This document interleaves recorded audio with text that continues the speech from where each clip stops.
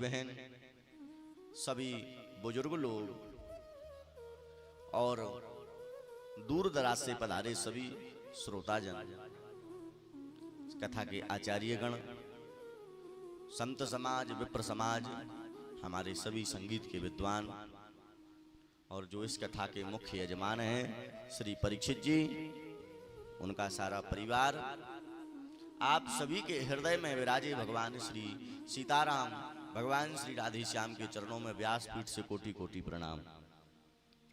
सिया राम मैं सब जग जानी, करहूं प्रणाम जोर जुग पानी।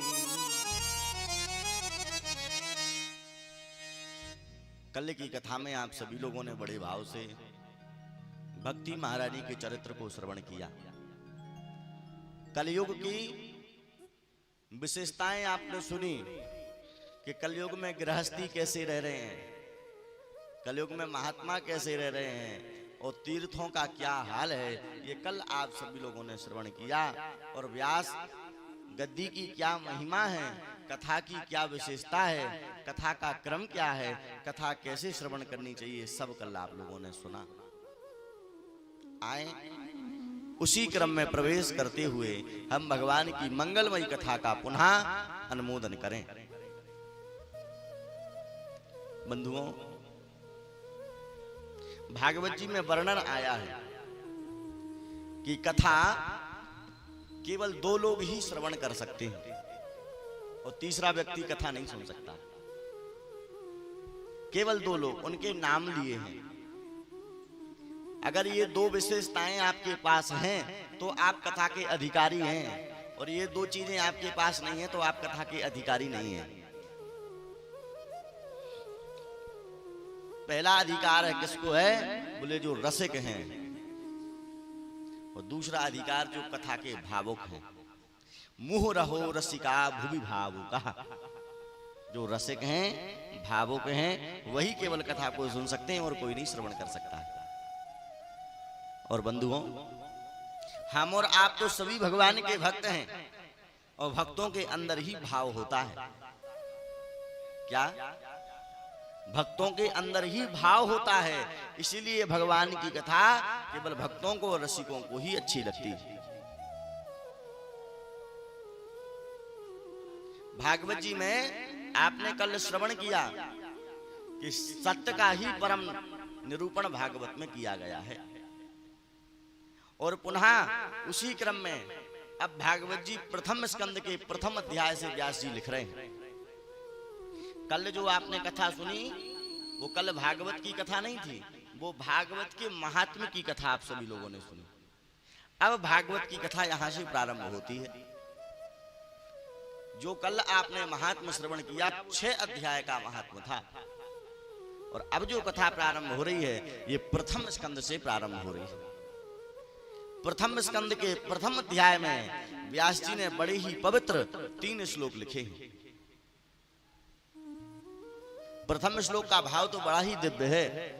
लिखा है कि जन्माद्यस्य यतोऽन्वयादितिरतश्चार्थेषु विज्ञस्वराट्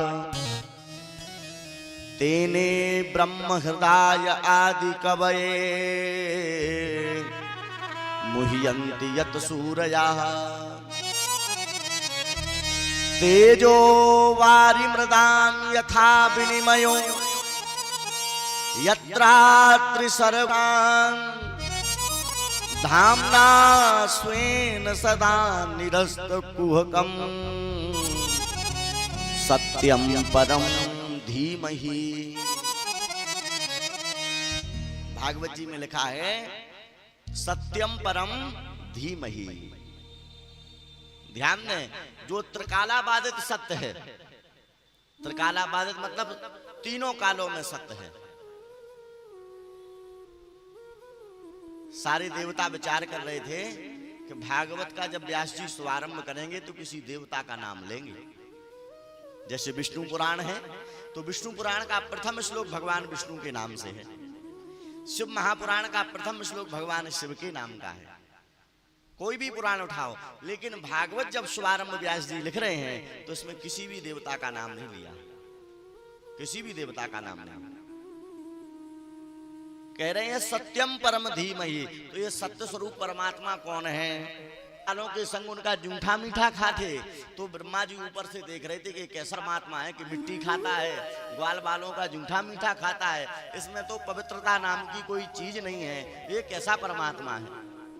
तो मुह्यंति यत सूर्या, ब्रह्मा जी भी भगवान की लीला से मोहित हो जाते हैं।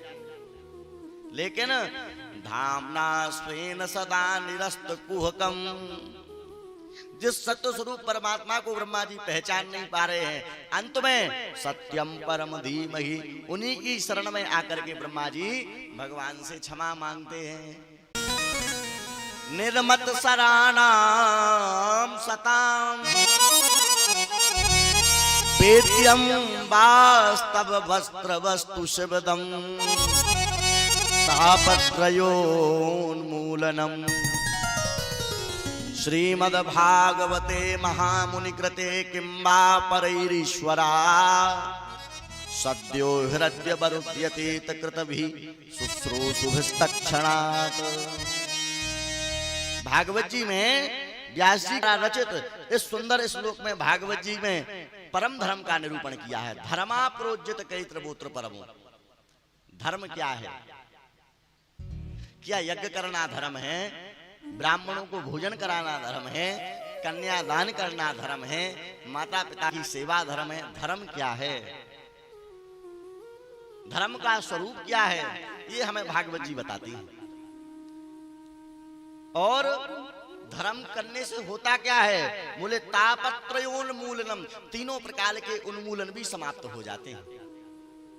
और परम कल्याणी परम आनंददायक सरलता से जान निरूपण भी भागवत के द्वारा ही किया गया है।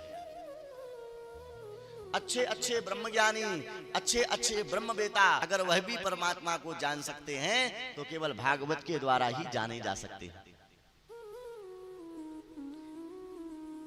श्रीमद् भागवते महामुनि कृते, दूसरे शास्त्रों के श्रवण की इच्छा मात्र से क्या हमारे हृदय में आकर के बंध जाते हैं? नहीं, किंतु इस पुराण के श्रवण की इच्छा मात्र से परमात्मा हमारे हृदय में बंधी हो जाते हैं। ध्यान दें, भगवान को, परमात्मा को अपने हृदय मंदिर में बंधी बनाना है। और वह बंधी कब बनेंगे? जब आप भागवत की महिमा को सुनोगे। क्यों?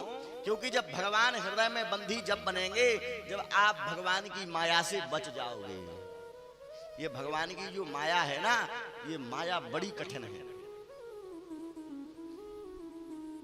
हरि माया जादूगरनी, सब जग को रही नचाए, हरि माया जादूगरनी। भगवान की माया सबको नचा रही है। अरे बंध्यो कीट मरकट की नाई, और सबई नचावत राम गोसाई। गोस्वामी तुलसीदास जी लिख रहे हैं रामचरितमानस में, सभी लोग बंधे हैं और भगवान की माया सबको नचा रही है। ध्यान में ऐसे बात स्मरण करोगे तो वो आपके हृदय में बंधी बन जाएंगे। और वह सत्य स्वरूप परमात्मा कौन है? कि साचो श्री राधा रमण। ध्यान से सुनना, सच्चे कौन है? कि साचो श्री राधा, झूठो सब संसार।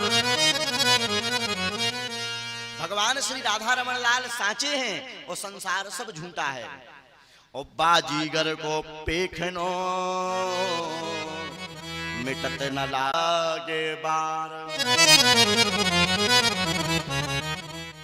बाजीगर जानते हो किसे कहते हैं? बाजीगर को पेखनो मिटत न लागे बार। बाजीगर जानते हो? जो जादू दिखाने वाले होते हैं उसको बाजीगर कहा जाता है। एक बार सब लोग बोलो प्रेम से राधे राधे। बाजीगर जो जादू दिखाने वाले होते हैं, आपने देखा होगा जादूगर जब जादू दिखाता है चौराहे पे तो बड़ी भारी भीड़ लग जाती है। वो एक चुटकी में कबूतर बना देता है, एक चुटकी में कौवा बना देता है, एक चुटकी में 1 रुपए के बना देता है। बनाता है कि नहीं? अगर उस जादूगर की जादूगरता में इतनी ही सत्यता होती तो क्या वो चौराहे पर आपको जादू दिखाता? अपने घर में ही पैसा डबल नहीं कर लेता? लेकिन उस जादूगर की विशेषता यह है कि उस जादूगर की कला को देख करके वह सबको मोहित कर लेता है। सब मोहित हो जाते हैं, पर एक व्यक्ति